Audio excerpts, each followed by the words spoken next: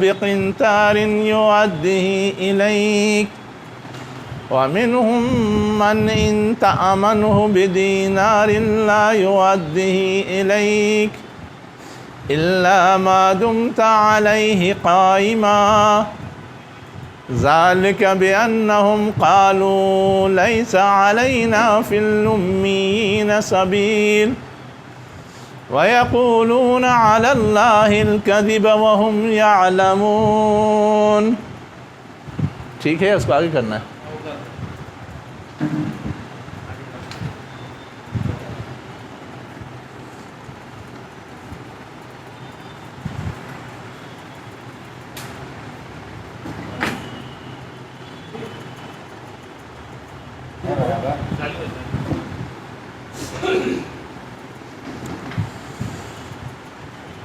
اہل کتاب میں سے کچھ لوگ وہ ہیں جنہیں اگر ایک قنطار کا امین بنایا جائے تو وہ اسے تجھے ادا کر دیں گے، اور اہل کتاب میں سے کچھ وہ ہیں کہ اگر انہیں ایک دینار کا امین بنایا جائے تو وہ اسے تمہیں ادا نہیں کریں گے مگر اس وقت جب کہ تو ان پر کھڑا رہے. یہ اس وجہ سے کہ وہ کہتے ہیں کہ ہم پر امیوں کے سلسلے میں کوئی راستہ یعنی گرفت نہیں ہے، اور وہ کہتے ہیں اللہ پہ جھوٹ حالانکہ وہ جانتے ہیں. اہل کتاب میں کس کس طرح کے لوگ تھے اس کا تذکرہ کرتے ہوئے ایک مثال دی گئی ہے کہ ان میں اچھے لوگ بھی ہیں، برے لوگ بھی ہیں، اور اچھے اور برے کی شناخت کرنے کا ذریعہ کیا ہے؟ سب سے زیادہ جس چیز کے ذریعے انسان کو آزمایا جا سکتا ہے کہ وہ کتنا صحیح ہے اور غلط ہے، وہ ہے امانت داری. مال کسی کو دیں اور اس کے معاملے میں اگر وہ امین ثابت ہوتا ہے تو وہ گویا معقول آدمی ہے، اور اگر وہ امین ثابت نہیں ہوتا، اس میں خرد برد کرتا ہے، کمی بیشی کرتا ہے، چال چلتا ہے، تو وہ گویا غیر معقول آدمی ہے. تو یہ بتایا گیا کہ اہل کتاب میں معقول آدمی بھی ہیں. ان کو اگر ڈھیر سارا مال دے دیں، قنطار کے معنی کیا آتے ہیں؟ ڈھیر سارا مال دے دیں تو بھی ایسا نہیں کہ ڈھیر سارے میں پتہ نہیں چلے گا تو تھوڑا اگر ہم نکال ہی لیتے ہیں، ادھر ادھر کر دیتے ہیں، کیا فرق پڑنے والا ہے؟ نہیں، وہ ذرہ برابر بھی اس میں کوئی کمی نہیں کریں گے. جو تم نے ان کو دیا ہے وہ لوٹا دیں گے جب بھی لوٹانا ہو. لیکن جن کا معاملہ گڑبڑ ہے ان کو تم تھوڑا سا بھی دو گے تو اس تھوڑے میں بھی گڑبڑ کریں گے. بے دینارین کا مطلب ایک دینار، اور قنطار کا مطلب ہزاروں دینار کا ڈھیر. تو ایک دینار بھی اگر ان کو دو گے تو وہ تم کو نہیں لوٹائیں گے، مختلف بہانوں سے اسے ہڑپ کرنے کی کوشش کریں گے. الا یہ کہ تم ان پر کھڑے رہو.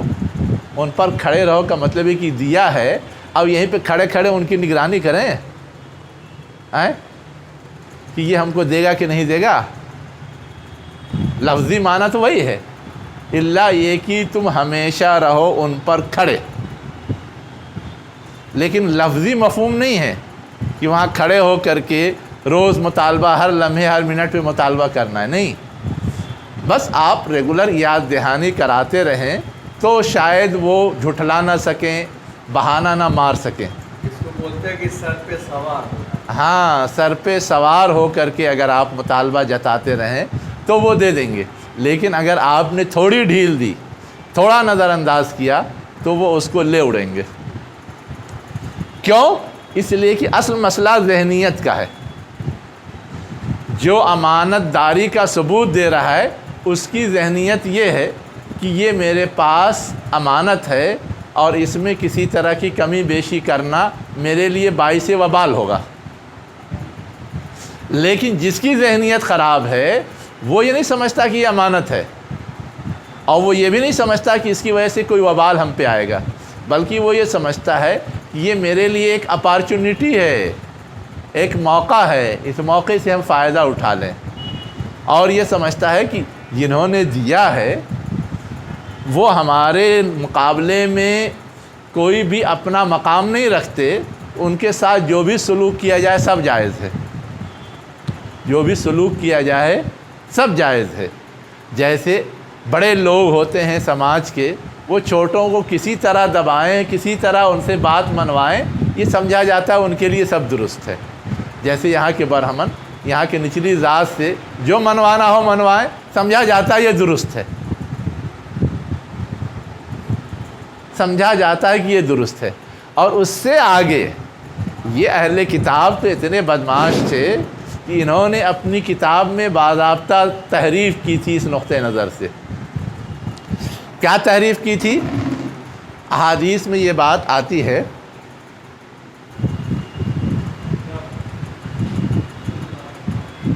احادیث میں یہ بات آتی ہے اور ان کے تاریخی ریکارڈ میں بھی یہ بات آتی ہے کہ یہودیوں کے علماء نے تو یہاں تک تحریف کر لی تھی کہ ان کے علماء کے لیے سود حلال ہے اور ان کے عوام کے لیے سود حرام۔ اتنا چور دروازہ کھول لیا تھا۔ عوام سود نہیں لے سکتے، دے سکتے، لیکن ان کے خواص جو علماء ہیں وہ سود لے سکتے ہیں، ان کے لیے حلال، کوئی دلیل نہیں، بس اپنی خواہش، اپنی مرضی، اپنی سہولت۔ تو اس طرح سے لوگ کیا کرتے ہیں؟ ایکسپلائٹ کرتے ہیں۔ آگے کیا کہا جا رہا ہے کہ اس طرح کا جو خیال رکھتے ہیں کہ امیوں کے حوالے سے ہم کو کسی بھی طرح کا ایکشن لینے کا حق ہے، اس پر ہماری کوئی گرفت نہیں ہوگی، کوئی پکڑ نہیں ہوگی، تو ایسا خیال وہ دوسروں کے سامنے بھی جتاتے ہیں، یہ ایک طرح سے اللہ پر الزام ہے، جھوٹ ہے۔ ایسا کوئی حکم یا ایسی کوئی ہدایت اللہ تعالیٰ نے نہیں دی ہے، ایسی کوئی ہدایت اللہ تعالیٰ نے نہیں دی ہے۔ وہ جانتے ہیں کہ اللہ تعالیٰ نے ایسی کوئی ہدایت نہیں دی ہے، لیکن پھر بھی اللہ کی طرف منسوب کر کے اپنے لیے وجہ جواز نکالتے ہیں۔ یہ اتنے بگڑے لوگ ہیں۔ جو میں نے اشارہ دیا نا، علماء کے لیے حلال ہے، عوام کے لیے حرام ہے، وجہ جواز ہی نکالا نا، حالانکہ ایسا تو اللہ کی طرف سے کہیں نہیں ہے۔ اور وہ جانتے ہیں کہ یہ جو ہم نکال رہے ہیں یہ غلط ہے، حلال حرام کا حق اللہ کو ہے، اگر ہم نے ایسا کر دیا ہے تو گویا اللہ پہ جھوٹ باندھ دیا ہے۔ تو یہ ساری باتیں ہیں۔ اب یہاں پر ایک سوال آتا ہے کہ امیین سے مراد کون ہے؟ تو اس پہ بات بارہا ہو چکی ہے۔ یہاں پر تو جو اہل عرب ہیں وہی مراد تھے، اب وہ چاہے اپنی جہالت کی وجہ سے ہوں، چاہے اپنے مرکزیت کی وجہ سے ہوں، جس وجہ سے بھی ہوں۔ اگلی آیت میں کیا کہا جا رہا ہے؟ بلا من، یہ سبیل آیا ہے جو، ہاں ہاں اس کے معنی راستہ ہے، ہاں اور طریق کے معنی بھی راستہ اور اس سے راستہ۔ ہاں۔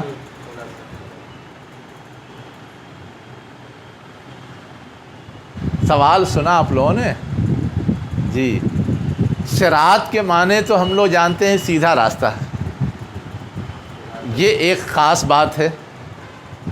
صراط کے معنی سیدھا راستہ ہے یا مستقیم جو نو نو نو نو نو، صراط کے معنی ہی آتے ہیں سیدھے راستے کے، یعنی کوئی غلط راستہ اگر ہو تو اس کو صراط کبھی کہا ہی نہیں جائے گا۔ اب یہ بات کہ سورہ فاتحہ کے اندر صراط کے ساتھ مستقیم لگا ہوا ہے، تو مستقیم کے معنی بھی سیدھا ہوتا ہے، تو وہ کیوں لگا ہوا ہے؟ وہ صرف اس لیے لگا ہوا ہے کہ صراط کی معنویت کو اور زیادہ ہائی لائٹ کیا جائے۔ جیسے ہم لوگ اردو میں بولتے ہیں گورا چٹا، اب گورا میں تو خود ہی خوبصورتی، حسن اور سفیدی کا مفہوم پایا جاتا ہے، لیکن چٹا بول کر کے ہم اس خوبصورتی کو اور کیا کرتے ہیں؟ ہائی لائٹ کرتے ہیں۔ حالانکہ یہاں پر گورا چٹا، چٹا گورا ہی کی صفت کے طور پہ لا رہے ہیں، لیکن وہ اس کے اندر جو خوبی پائی جا رہی ہے اس کو ہائی لائٹ کر رہا ہے۔ یہ نہیں کہ اس میں گورا میں وہ مفہوم نہیں پایا جا رہا ہے اور چٹا کے ذریعے وہ مفہوم آ رہا ہے، ایسا نہیں ہے۔ ویسے ہم لوگ بولتے ہیں کالا کلوٹا، بولتے ہیں تو کالا کلوٹا کا مطلب کیا ہوتا ہے؟ انتہائی کالا. تو کالا کے اندر تو کالا پن کا مفہوم ہے ہی. اب کلوٹا جو ہم بڑھا رہے ہیں اس کالے پن کو کیا کر رہے ہیں؟ ہائی لائٹ کر رہے ہیں. تو ویسے ہی صراط کے اندر سیدھا راستہ کا مفہوم ہے ہی. مستقیم کا لفظ جو بڑھتا ہے وہ اس کو مزید ہائی لائٹ کرنے کے لیے. یہ ہوا صراط کا مفہوم. اب اس کے بعد بچتا ہے طریق، ہے نا. تو والسماء والطارق پڑھا ہے. طارق میں نے کیا ہوتا ہے؟ کھٹکھٹانے والا، ہے نا. کھٹکھٹانے میں ایک بار مارنے ہو گیا کھٹکھٹانا، بار بار. تو ویسے ہی طریق ایسے راستے کو کہتے ہیں جس پہ خوب چلا جاتا ہے، بار بار چلا جاتا ہے. پامال راستہ جس کو بولتے ہیں، بہت زیادہ یوز ہونے والا راستہ، اس کو بولتے ہیں طریق عربی زبان میں. اب بچا سبیل، ہے نا. تو سبیل کامن ہے. سبیل کیا ہے؟ کامن ہے. ہر طرح کے راستے کے لیے وہ یوز ہوتا ہے. ہاں اگر سیدھا مراد لینا ہو تو سبیل کے ساتھ اس کو بڑھایا جاتا ہے. خراب مراد لینا ہو تو کیا کہتے ہیں؟ اس کے ساتھ اس کو بڑھایا جاتے ہیں. جیسے فی سبیل اللہ بولتے ہیں، اللہ کا راستہ، ظاہر ہے کہ وہاں صحیح راستہ مراد ہوگا.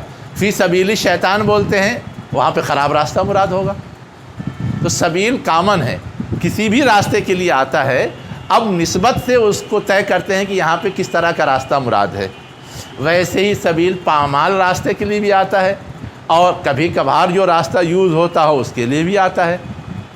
اللہ کے رسول معراج میں گئے تو ایک ہی بار گئے نا پوری زندگی میں، وہ بھی کسی راستے سے گئے تھے. اس راستے کو طریق نہیں کہہ سکتے، لیکن اس راستے کو سبیل کہہ سکتے ہیں.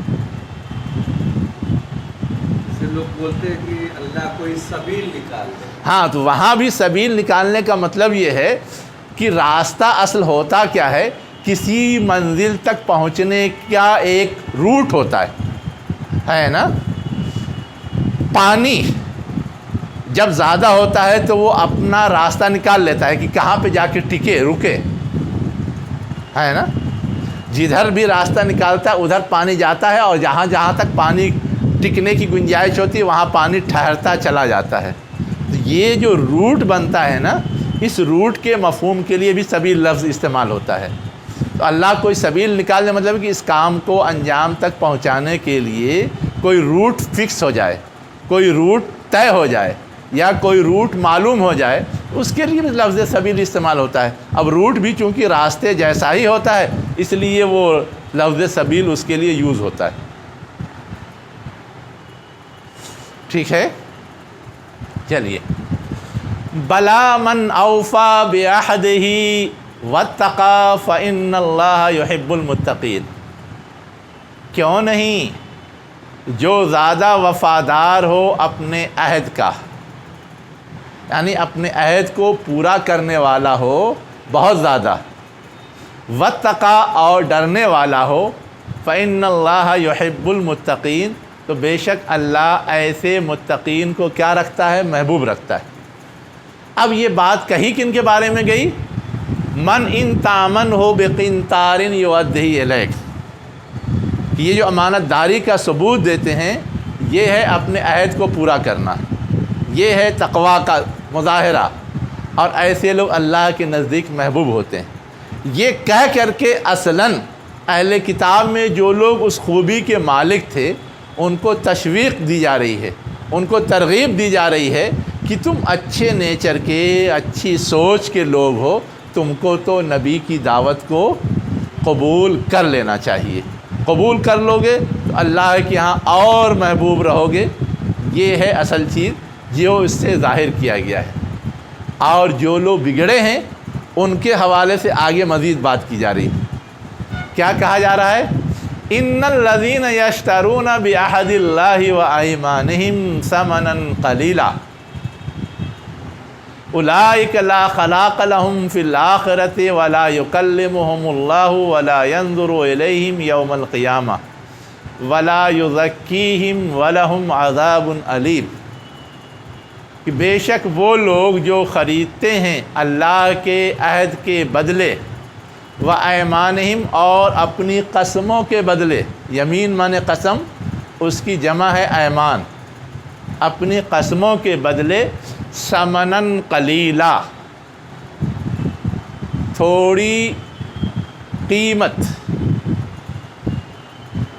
اولئک لا خلاق لہم، ان کے لیے کوئی حصہ نہیں ہے.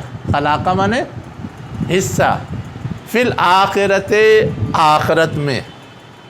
دنیا میں تو کچھ پا جاتے ہیں تو کہنے کے لیے ہے کہ ہے حصہ، لیکن آخرت میں تو کچھ بھی نہیں ملے گا. ولا یکلمہم، اور آخرت میں کیا ہوگا؟ اللہ ان سے بات بھی نہیں کرے گا. ولا ینظر الیہم، اور ان کی طرف دیکھے گا بھی نہیں. ولا یزکیہم، اور ان کو پاک بھی نہیں کرے گا. ولہم عذاب علیم، اور ان کے لیے دردناک عذاب ہوگا. اب یہ بات جو کہی گئی کہ اللہ کے عہد سے کو بیچتے ہیں یا اپنی قسموں کو بیچتے ہیں، اپنی قسموں کو بیچتے ہیں یہ تو سمجھ میں آتا ہے. قسم کھا کھا کر کے یقین دلایا جاتا ہے اور سامنے والے کو ایکسپلائٹ کیا جاتا ہے. لیکن اللہ کے عہد کو بیچتے ہیں، یہ کیا بلا ہے؟ حلال کو حرام، حرام کو حلال بنا دیتے ہیں، ہاں، پیسہ لے کے فتویٰ دے دیتے ہیں. اصل میں ہے یہ کہ اللہ تعالیٰ نے جو بھی نبی بھیجے، ان کے ذریعے جو کتابیں بھیجی، جو ہدایت نامہ بھیجا، اس کے بارے میں آلریڈی یہ عہد موجود ہے. اس کو فالو کرنا ہے. کوئی ایمان کا اعلان کرتا ہے تو گویا یہ تسلیم کرتا ہے کہ میرے سارے عمل اس کے مطابق ہوں گے. یہ عہد ہے. اب اگر اس سے ہٹ کر کے اس کتاب کو، ان احکامات کو، اس ہدایت نامے کو یوز کیا جا رہا ہے، اس کا مطلب یہ ہے کہ ان کے بدلے میں کچھ اور لیا جا رہا ہے. ان کے بدلے میں کچھ اور لیا جا رہا ہے. ہم کو قرآن تو ملا کہ ہم تلاوت کریں، اور ہم کیا کر رہے ہیں؟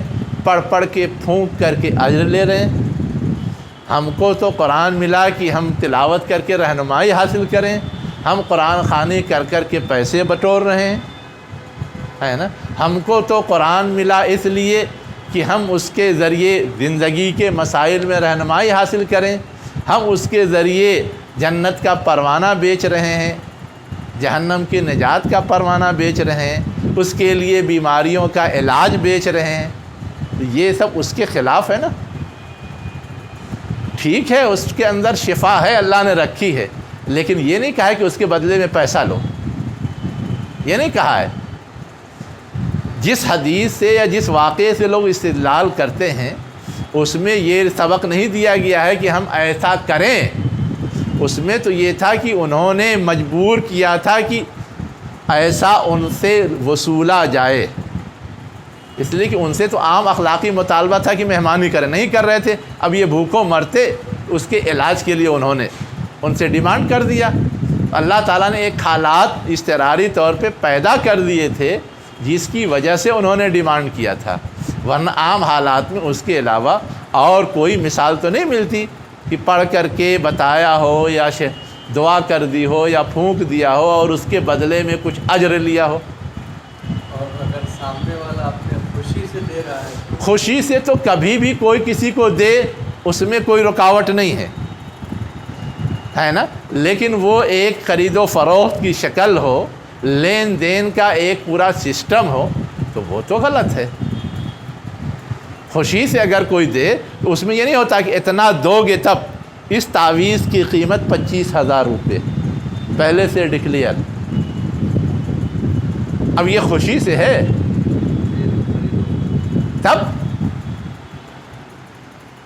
ایک ضرورت مند آیا، ہم نے اس کو بتا دیا، کوئی مطالبہ نہیں کیا، ہے نا. اب گیا، ٹھیک ہو گیا، ٹھیک ہے، کوئی مسئلہ نہیں. ہمارے ذہن میں بھی نہیں ہے کہ وہ کوئی دے کہ نہیں دے. لیکن کبھی بھولے بھٹکے وہ آیا اور کہہ رہا ہے کہ یہ ہماری طرف سے تحفہ ہے، تو وہ تحفہ ہے، وہ اس کا بدل نہیں ہے، اس لیے کہ اس کی غرض سے اس نے نہیں کیا تھا. سمجھ رہے ہیں؟ تو ان دونوں میں فرق ہے. جیسے علماء کہتے ہیں تراویح پڑھانے کے لیے اگر کوئی شرط رکھے کہ میں اتنا لوں گا تو پڑھاؤں گا، یہ غلط ہے. لیکن کوئی شرط نہیں رکھی، پڑھا رہا ہے، ملا ملا، نہیں ملا نہیں ملا. اگر کسی نے بعد میں دے بھی دیا تو اس میں کوئی حرج نہیں ہے. اس میں بھی یہ ہے کہ توقع رکھ کر کے اگر کر رہا ہے تو بھی اللہ نیتوں کا حال دیکھ رہا ہے نا. کہ نہیں ڈیمانڈ کی ہے لیکن ملے گا ہی، بڑی جگہ ہے، بڑے لوگ ہیں، اور نہیں ملا تو دل میں تکلیف بھی ہے، تو یہ سب تو گڑبڑ کے کھاتے میں چلا جاتا ہے۔ ملا ملا، نہیں ملا نہیں ملا، ایک فرض مجھے پورا کرنا تھا، کیا، گئے، ختم۔ تو فاتحہ کا خطبہ، ہاں، جمعے کا خطبہ، جمعہ کے خطبے کے سلسلے میں ایک نازک مسئلہ ہے جو سمجھنے کی ضرورت ہے۔ نازک مسئلہ کیا ہے؟ عام حالات میں کوئی خطبہ دے رہا ہے، امامت کر رہا ہے، قرآن پڑھا رہا ہے، کچھ بھی کر رہا ہے نا، تو اس پر کوئی اجر لے غلط ہے۔ لیکن اگر کسی کو اسی کے لیے فکس کر دیا گیا ہے کہ آپ کو امامت کرنی ہے، کوئی اور کام نہیں کرنا ہے، آپ کو خطابت کا فریضہ انجام دینا ہے، کوئی اور کام نہیں کرنا ہے، آپ کو قرآن پڑھانا ہے، اس کے علاوہ کوئی اور کام نہیں کرنا ہے، آپ کی یہ ڈیوٹی ہے، اس صورت میں جو اس کو حق الخدمہ دیا جائے گا وہ تو جائز ہے۔ اس لیے کہ حضور کے زمانے میں بھی جو عامل بھیجے جاتے تھے، قرآن پڑھانے کے لیے بھی بھیجے جاتے تھے، زکوٰۃ وصولنے کے لیے پڑھائے جاتے تھے، ان کے اخراجات بیت المال سے دیے جاتے تھے، اس لیے کہ وہ ریزرو کر دیے گئے اس کے لیے۔ ویسے ہی خلفائے راشدین کے زمانے میں جو قرآن کی تعلیم کے لیے معلمین فکس کیے جاتے تھے، بیت المال سے ان کو تنخواہیں دی جاتی تھی، اس لیے کہ وہ فکس کر دیے گئے تھے۔ لیکن جو صحابہ کرام، حضرت عبداللہ ابن ابی، عبداللہ ابن عباس، عبداللہ ابن مسعود، یہ اپنے اپنے طور پہ اپنی مجلسیں چلاتے تھے، لوگوں کو قرآن کی تعلیم دیتے تھے، یہ فکس نہیں کیے گئے تھے، تو یہاں پہ کوئی چیز لازم نہیں تھی۔ تو یہ فرق ہے۔ تو اگر کہیں کسی کو فکس کیا گیا ہے نا، تب تو اس کو لینا دینا سب ضروری ہے اور صحیح ہے۔ ہاں، لیکن اگر کسی طرح کی کوئی فکسیشن نہیں ہے، وہ اپنے اختیار سے، اپنے ثوابدید سے کر رہا ہے، تو کوئی چیز کمپلسری نہیں۔ ٹھیک؟ تو اب یہاں ان لوگوں نے یہ دھندا بنا لیا تھا، اس پر اصلاً گرفت ہے۔ اولئک لا خلاق لہم، ان کے لیے کوئی اجر نہیں ہے۔ اصلاً تو یہ سب کام نیکی کے کام ہیں، بھلائی کے کام ہیں، خدمت کے کام ہیں، اس پر اجر کی توقع ہوتی ہے۔ لیکن جب انہوں نے دھندا بنا لیا تو سارا اجر کیا ہوا؟ اڑ گیا۔ اور اتنا ہی نہیں کہ اڑ گیا، باقی آگے اللہ کی ناراضگی ہے اس کے ساتھ۔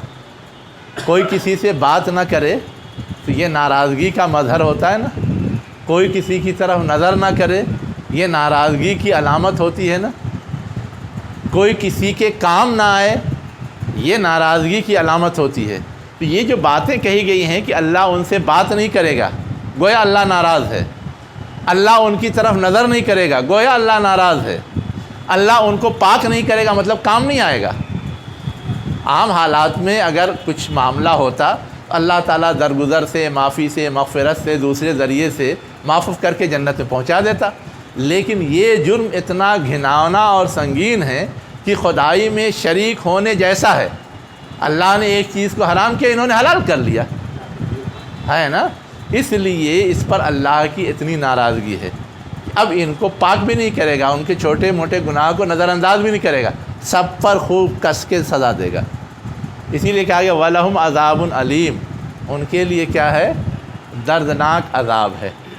اب سوچ لینا چاہیے اس طرح کی حرکت کتنی سنگین ہوتی ہے۔ آگے اور کیا کہا جا رہا ہے کہ یہ سب جو کھلاڑی ہوتے ہیں، یہ کھلاڑی کچھ زیادہ کھیل کھیلتے ہیں، ہے نا؟ وَإِنَّ مِنْهُمْ لَفَرِيقًا يَلْوُونَ أَلْسِنَتَهُمْ بِالْكِتَابِ، اور بے شک ان میں ایک گروہ ایسا بھی ہے، یلوونا، جو مڑوڑتا ہے یا موڑتا ہے، گھماتا ہے اپنی زبانوں کو، بالکتاب، کتاب کے ساتھ۔ کتاب سے مراد معلوم ہے جو کتاب ان کو ملی تھی آسمانی، اس کے ساتھ۔ اب اپنی زبان کو مڑوڑتا ہے، گھماتا ہے، موڑتا ہے، جو بھی کرتا ہے کتاب کے ساتھ کا مطلب کیا ہے کہ کتاب کو سیدھے سادھے ڈھنگ سے پڑھا جائے تو اس کا ایک مطلب سمجھ میں آئے گا، اور اس کو پڑھنے کا پیٹرن اگر تھوڑا سا چینج کر دیا جائے، گھما دیا جائے، موڑ دیا جائے، ٹیڑھا کر دیا جائے، تو اس کا مفہوم بدل جائے گا، ہے نا؟ تو یہ اپنے مطلب کا مفہوم لینے کے لیے اس کو کیا کر دیتے ہیں، تھوڑا ٹیڑھا، تھوڑا گھما کر کے، کچھ موڑ کر کے، کچھ مروڑ کر کے پڑھتے ہیں تاکہ اپنے مطلب کا مفہوم لیں اور پھر اسی کو سمجھا کر کے اپنا الو سیدھا کریں۔ اب جو جس طرح سے وہ پڑھتے ہیں وہ ما ہوا من الکتاب، وہ کتاب میں سے نہیں ہوتا، وہ گویا توڑ مروڑ کر کے ایک نئی چیز بنا لیتے ہیں۔ وَيَقُولُونَ هُوَ مِنْ عِنْدِ اللَّهِ، اور کہتے ہیں یہ جو میں نے تم کو سنایا ہے یہی اللہ کے پاس سے ہے، یہی اللہ کی کتاب میں ہے۔ وَمَا هُوَ مِنْ عِنْدِ اللَّهِ، حالانکہ وہ چیز اللہ کے پاس سے نہیں ہوتی۔ وَيَقُولُونَ عَلَى اللَّهِ الْكَذِبَ، اور وہ ایسا کر کے کیا کرتے ہیں، اللہ پہ جھوٹ کہتے ہیں۔ وَهُمْ يَعْلَمُونَ، اور وہ جانتے ہیں کہ وہ جھوٹ کہہ رہے ہیں۔ اب یہ بات جو کہی گئی اہل کتاب کے بارے میں، یہ تو ایک اصولی بات ہے، لیکن یہ مثال سے زیادہ سمجھ میں آئے گی۔ اب ان کے یہاں کی مثال سب تو بہت پرانی ہو گئی، آج کے زمانے میں وہ سب چلتی ولتی نہیں۔ آج کے زمانے میں ہمارے یہاں جو بگڑے لوگ ہیں نا، وہ بھی اسی طرح کی حرکتیں کرتے ہیں۔ اس میں سے میں صرف ایک مثال دیتا ہوں۔ اب قرآن کی مشہور آیت ہے جس پہ خوب لیدے ہوتی ہے، قُلْ إِنَّمَا أَنَا بَشَرٌ مِثْلُكُمْ يُوحَىٰ إِلَيَّ، کہہ دو کہ بے شک میں ایک انسان ہوں تمہاری طرح، جس کی طرف وحی کی جاتی ہے۔ اب یہاں پر جو اس کو توڑنا مروڑنا چاہتے ہیں وہ کیا کرتے ہیں، انما انا بشرٌ، کیا مطلب ہو جاتا ہے، کاٹنے کی وجہ سے انما ایک لفظ نہیں بنتا، الگ الگ بن جاتا ہے۔ اب انما اگر ہے تو ماں کا کوئی معنی نہیں ہوتا، وہ صرف روکنے کا مفہوم دینے کے لیے آتا ہے، انا کے عمل کو روکنے کا مفہوم دینے کے لیے معنی ہوتا بے شک، لیکن جب کاٹ کے پڑھتے ہیں تو انا الگ بے شک، اور ماں کے معنی لیتے ہیں الگ کر کے نہیں، انا بشرٌ، میں بشر، یعنی میں بشر نہیں ہوں تمہاری طرح جس کی طرح وحی کی جاتی ہے۔ قواعد کے لحاظ سے صحیح، قواعد کے لحاظ سے صحیح ہے یا نہیں ہے یہ تو پڑھے لکھے لوگ سمجھیں گے نا، یہ جاہل لوگ سمجھیں گے میں آپ سے پوچھ رہا ہوں۔ نہیں، پہلے یہ سمجھو کہ جاہلوں کو جب اس طرح کاٹ کاٹ کے بتایا جائے گا تو وہ تو سمجھیں گے ہاں مولوی صاحب بتا رہے ہیں یہی صحیح ہے۔ ماں آیا اور تو نہیں کے مانا، ہاں ماں مانے نہیں ہوتا ہے، ہر جگہ آتا ہے، مان لیں گے، مانتے ہیں، ہے نا۔ اب رہ گیا یہ کہ قواعد کے لحاظ سے صحیح ہے یا نہیں ہے۔ تو ماں کے جو استعمالات ہیں، ہے نا، ان ماں کے استعمالات میں عام طور سے ماں تو لیسا کی طرح استعمال ہوتا ہے، اس کی خبر پہ بے آ جاتا ہے، لیکن کبھی کبھی بغیر اس کے بھی استعمال ہوتا ہے سیدھے سیدھے، تو قاعدے میں اس کی گنجائش موجود ہے گرچہ اس کا استعمال کم ہے، اسی لیے کوئی قاعدے کے لحاظ سے اس کو نہیں پکڑ پاتا۔ لیکن جو دوسری تعلیمات ہیں قرآن میں، احادیث میں، حضور کے حوالے سے، اور جو بیانات ہیں اس سے بھی یہ تعویل ٹکراتی ہے، اس لیے لوگ کہتے ہیں کہ اس کی گنجائش نہیں ہے، لیکن ان کو اپنا الو سیدھا کرنا ہے تو وہ توڑ مڑوڑ کے عوام کو سمجھاتے ہیں کہ نہیں، ہم جو کہہ رہے ہیں وہی صحیح ہے۔ یہ ایک موٹی مثال ہے۔ کفار کا تو الزام یہی تھا کہ یہ نبی کیسے ہو سکتے ہیں، تو انسان ہے ہماری طرح کھاتے ہاں، پیتے ہیں۔ اسی الزام کو یہ بھی صحیح ثابت کر دیتے ہیں، تو وہی کہہ رہا ہوں نا۔ تو یہ جو اسلام کی مجموعی تعلیمات ہے اس کے لحاظ سے یہ مفہوم لینا غلط ہے، اسی لیے لوگ کہتے ہیں کہ چاہے زبان میں لسانی طور پہ تھوڑا ٹھہرنے رکنے سے گنجائش پیدا ہو سکتی ہے، لیکن چونکہ اصول سے ٹکرا رہا ہے اس لیے وہ مفہوم لینا غلط۔ ٹھیک، تو یہ ایک مثال سمجھنے کے لیے میں نے دے دی ہے کہ کیسے زبان سے کتاب کو توڑ مڑوڑ کر کے نیا معنی لیا جاتا ہے اور عوام کو الو بنایا جاتا ہے یا بہکایا جاتا ہے۔ ٹھیک،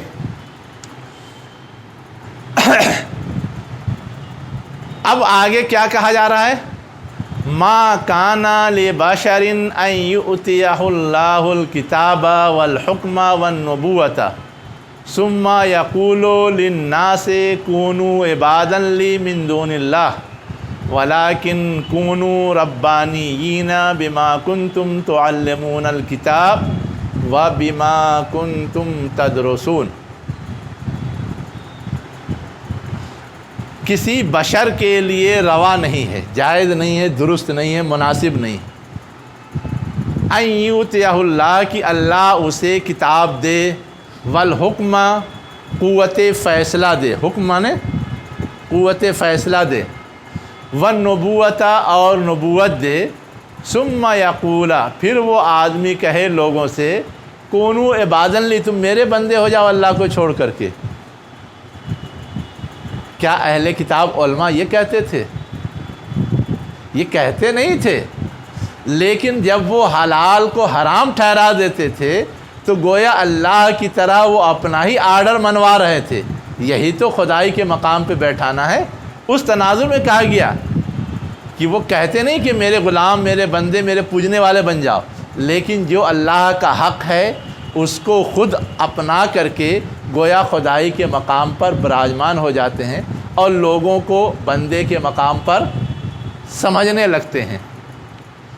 हालांकि जो ऐसा आदमी है जिसको अल्लाह ने किताब दी, हुक्म दिया, नबूवत दी, उसकी ज़िम्मेदारी क्या थी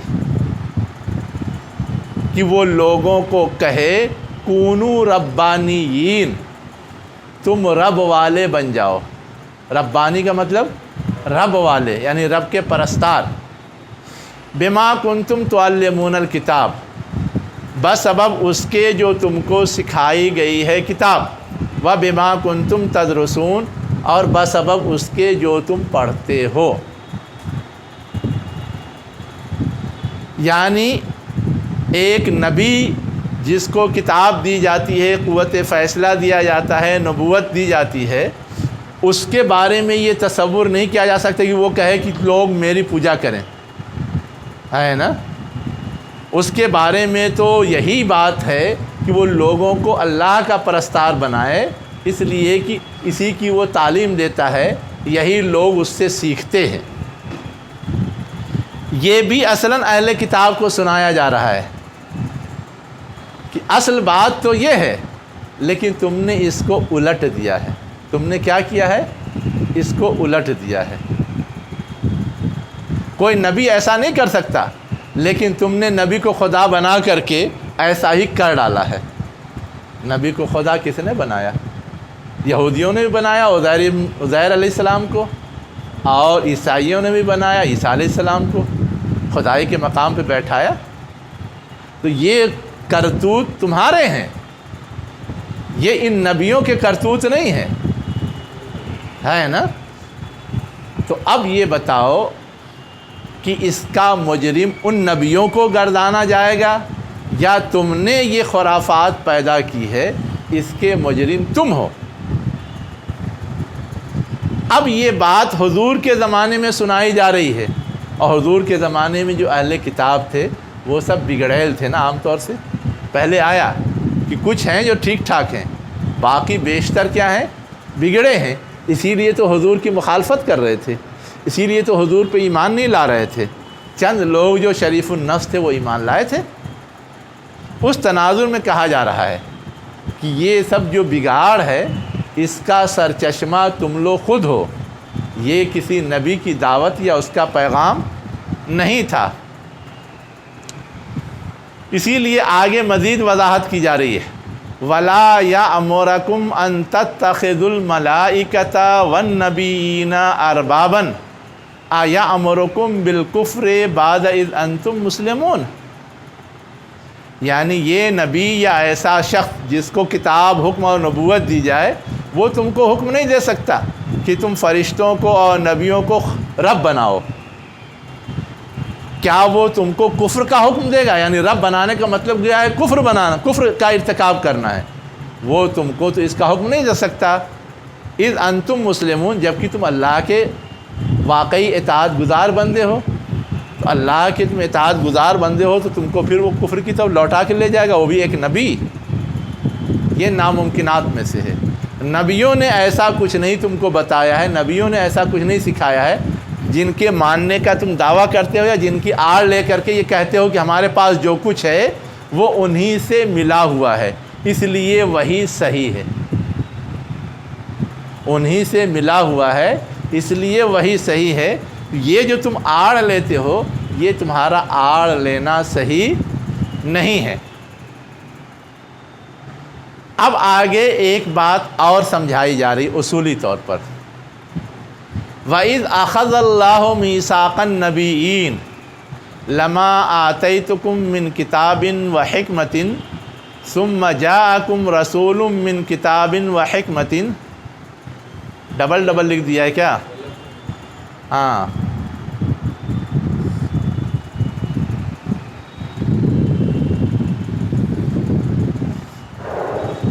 ثم جاءكم رسول مصدق لما معكم لتؤمنن به ولتنصرنه قال أأقررتم وأخذتم على ذلكم إصري قالوا أقررنا قال فاشهدوا وأنا معكم من الشاهدين۔ اب یہ کہا جا رہا ہے کہ ذرا ایک تاریخی بات بھی یاد کرو۔ اس کے ساتھ کا مطلب کیا ہوتا ہے؟ یاد کرو اس وقت کو جب کہ اللہ نے لیا تھا نبیوں کا میثاق، نبیوں کا عہد۔ اب نبیوں کا عہد کیا چیز ہے؟ جو بھی نبی آتا ہے وہ ایک اللہ کے احکام کو ماننے کا عہد لیتا ہے۔ جو بھی نبی آتا ہے وہ اپنی پیروی کرنے کا عہد لیتا ہے۔ اور اللہ کی سنت یہ بھی تھی کہ حضور کی آمد سے پہلے جو بھی نبی آ رہے تھے ان سے آگے آنے والے نبیوں کے حوالے سے بھی عہد لیتے تھے۔ اسی لیے توریت میں بھی، انجیل میں بھی، زبور میں بھی یہ موجود ہے کہ ایک نبی آنے والا ہے، آئے گا تو تم اس کو ماننا، اس پہ ایمان لانا۔ یہ پیشین گوئی موجود تھی حضور کے بارے میں۔ تو ان ساری چیزوں کہا گیا میثاق النبیین۔ یاد رکھو جب کہ اللہ نے نبیوں کا عہد لیا، میثاق لیا، یعنی نبیوں کے ذریعے تم سے میثاق لیا کہ اللہ کو مانو گے، اس رسول کو مانو گے، بعد میں جو بھی رسول اللہ کی طرف سے آئے گا اس کو بھی مانو گے، ہے نا؟ اب رسول کو مانو گے یا تسلیم کرو گے تو اس کا مطلب کیا تھا؟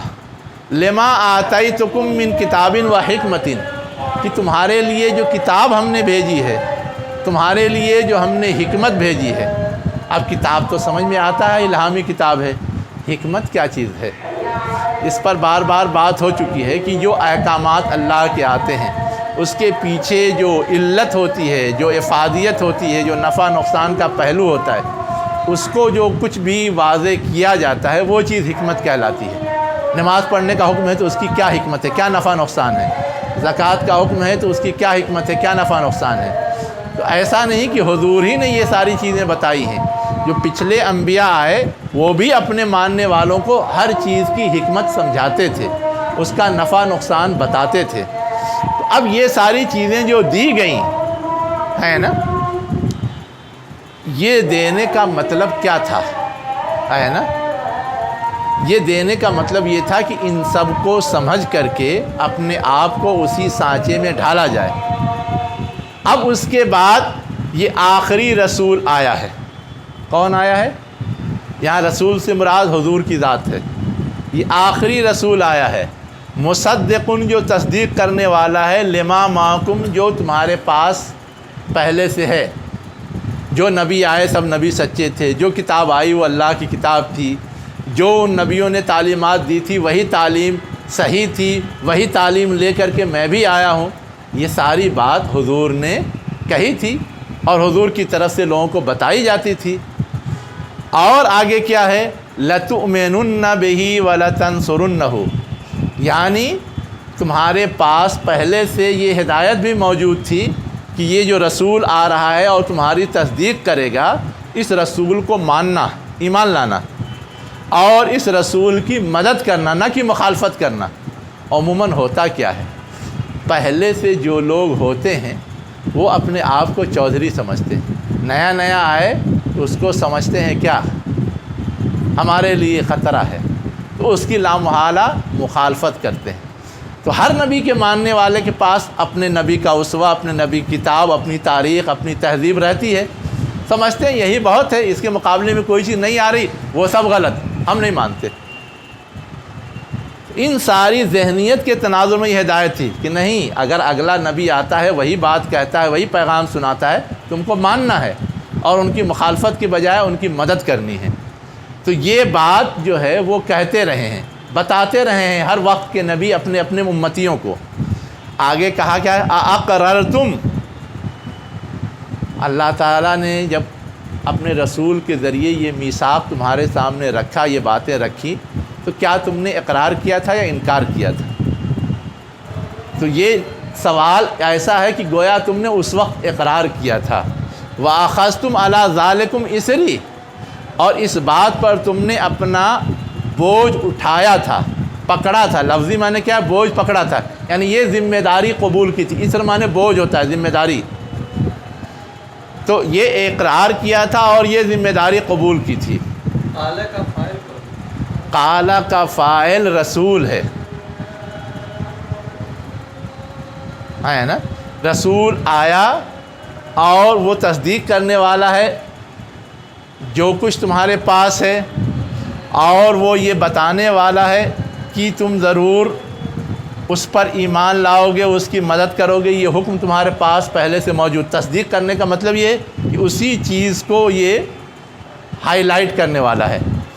اب اس کے بعد قال اقررتم واخذتم علی ذلکم اصری، قال کا مطلب یہاں کہنا مت لیجئے، قال کا مطلب پوچھنا، تو سمجھ میں آئے گا مفہوم۔ پوچھئے کہ کیا تم نے اقرار کیا تھا، کیا تم نے اس ذمہ داری کو قبول کرنے کا عہد لیا تھا؟ قالو، تو وہ کہیں گے اقررنا، ہاں ہم نے اقرار کیا تھا، ہے نا۔ پھر رسول کہے گا فشہدوا وانا معکم من الشاہدین، ہے نا، ٹھیک ہے تمہیں اقرار ہے کہ ہاں اقرار کیا تھا، تو گواہ رہو کہ میں وہی رسول ہوں، وہی پیغام لے کے آیا ہوں، تم تک وہ بات پہنچا دی۔ اب تم کو سے ہم نے مطالبہ بھی کیا کہ تم ہمیں تسلیم کر لو، ہے نا، تو اس بات کے لیے گواہ رہو۔ وَأَنَا مَعَكُمْ مِنَ الشَّاهِدِينَ، اور میں بھی تمہارے ساتھ گواہ ہوں۔ میں گواہ ہوں کا مطلب یہ کہ مجھ کو جو ذمہ داری اللہ تعالیٰ نے دی تھی وہ میں نے تم تک پہنچا دی، کہ جب تم بگاڑ کے راستے پہ جا رہے ہو تو تمہاری اصلاح کے لیے وہ پیغام جو اللہ نے مجھ کو دیا وہ میں نے تم کو سنایا۔ اب تم ٹال مٹول کر رہے ہو تو اس پر میں اللہ کے حضور گواہی دوں گا کہ میں نے تو پہنچایا تھا، انہوں نے سمجھنے کے باوجود، جاننے کے باوجود مان کے نہیں دیا۔ تو یہ گویا ایک طرح سے حضور کی طرف سے وارننگ کے اسٹائل میں، کس اسٹائل میں؟ وارننگ کے اسٹائل میں اپنی بات کو پیش کروایا گیا ہے، تاکہ اہل کتاب میں سے جو حضور کے زمانے میں موجود ہیں وہ سمجھ جائیں کہ بات کتنی اہم ہے، کتنی گمبھیر ہے۔ اور آگے مزید کہہ بھی دیا گیا وَمَن تَوَلَّى بَعْدَ ذَلِكَ، جو اس کے بعد بھی اعراض کرے گا، نہیں مانے گا، فَأُولَئِكَ هُمُ الْفَاسِقُونَ، تو وہ کیا ہیں؟ فاسق ہیں، بدعمل ہیں۔ جان تو رہے ہیں کہ صحیح کیا ہے، علم ان کو پورا ہے کہ صحیح کیا ہے، وہ جانتے ہیں اور سمجھتے ہیں کہ یہی رسول برحق ہے اور جو پیشین گوئی تھی اس کے مطابق ہے، اس کے باوجود نہیں مان رہے ہیں، تو گویا اپنے علم کے خلاف کر رہے ہیں، اپنی معلومات کے خلاف کر رہے ہیں۔ تو بدعملی کہتے کس کو ہیں کہ صحیح تو کسی چیز کو تسلیم کریں اور کریں اس کے خلاف۔ ہم ایمان کا دعویٰ تو کر رہے ہیں، صحیح مانتے ہیں کہ اللہ ایک ہے، صحیح مانتے ہیں کہ رسول ہمارے لیے اسوہ ہیں، لیکن اس کو فالو نہیں کرتے، یہی تو فسق ہے، یہی تو بدعملی ہے۔ اب اس کے بعد پھر ان کے سامنے ایک سوال پٹ اپ کر دیا گیا، افغیر دین اللہ یبغون، کہ کیا وہ اللہ کے طریقے کے علاوہ کو چاہتے ہیں؟ یعنی رسول نے تو اللہ کا طریقہ پیش کیا ہے اور اس کو ریجیکٹ کر رہے ہیں، اس کا مطلب یہ کہ اللہ کے طریقے کو ریجیکٹ کر رہے ہیں۔ تو کیا اللہ کے طریقے کو جب ریجیکٹ کر رہے ہیں تو کوئی اور دوسرا طریقہ تو اپنانا ہی ہے۔ دنیا میں انسان کوئی نہ کوئی طریقہ تو اپنائے گا ہی زندگی گزارنے کے لیے۔ تو اگر اللہ کا طریقہ ریجیکٹ کر رہے ہیں، اس کا مطلب یہ کہ کوئی دوسرا طریقہ وہ اپنا رہے ہیں یا چاہ رہے ہیں۔ تو اسی کو کہا گیا آفا غیرہ دین اللہ یبغون، اللہ کے طریقے یا دین کے علاوہ کو وہ چاہتے ہیں۔ وَلَهُ أَسْلَمَ مَنْ فِي السَّمَاوَاتِ وَالْأَرْضِ، اور وہی ذات ہے، یعنی اللہ کی ذات ہے جس کی اطاعت گزار ہے آسمانوں اور زمین کی ہر چیز۔ اگر آسمان زمین کی ہر چیز اللہ کی اطاعت گزار ہے، ہم بھی اسی کے اطاعت گزار ہو جائیں تو گویا ہم پورے کائنات کے سسٹم کے موافق ہیں۔ لیکن اگر ہم اس کے خلاف جا رہے ہیں، اس کا مطلب یہ ہے کہ ہم اس کے موافق نہیں بلکہ اس کے اپوزٹ راہ پہ جا رہے ہیں۔ اور جب ہم سسٹم سے اپوزٹ راہ پہ جائیں گے تو کبھی نہ کبھی ہم کو خطرہ لاحق ہوگا، نقصان پہنچے گا۔ ٹریفک کا اصول ہے بائیں سے چلنا ہے، سسٹم ہے، اور ہم دائیں سے چلیں تو ٹکرائیں گے یا نہیں؟ ہم ایکسیڈنٹ کا شکار ہوں گے یا نہیں؟ بالکل وہی بات ہے کہ ساری کائنات تو اللہ کے دیے ہوئے طریقے پہ چل رہی، اور یہ اللہ کے طریقے کو ریجیکٹ کر کے کسی اور طریقے پہ چلنا چاہتے ہیں، گویا یہ ٹکرا رہے ہیں، کسی نہ کسی حادثے سے دوچار ہوں گے۔ یہ ٹھیک ہے کہ آسمان اور زمین میں جو چیزیں پائی جاتی ہیں طوعاً و کرہن، یعنی کچھ تو برضا و رغبت، تو کا مطلب پسند کرتے ہوئے، اطاعت گزار بن کر کے برضا و رغبت اس طریقے پہ جا رہے ہیں، اور کچھ کرہن یعنی ان کو پابند کر دیا گیا ہے۔ اب کرہن تو کائنات کی ہر چیز ہے، اور طوعاً میں صرف دو ہی مخلوق آتی ہے، جن اور انس، جن کو اختیار دیا گیا ہے کہ اس کو فالو کریں یا نہ کریں۔ تو جنوں میں بھی بہت سارے اچھے جن ہیں جو اللہ کے احکامات کو فالو کرتے ہیں، انسانوں میں بھی بہت سارے انسان ہیں جو اللہ کے احکامات کو فالو کرتے ہیں، وہ بھی تو اسی آسمان اور زمین کے درمیان ہیں۔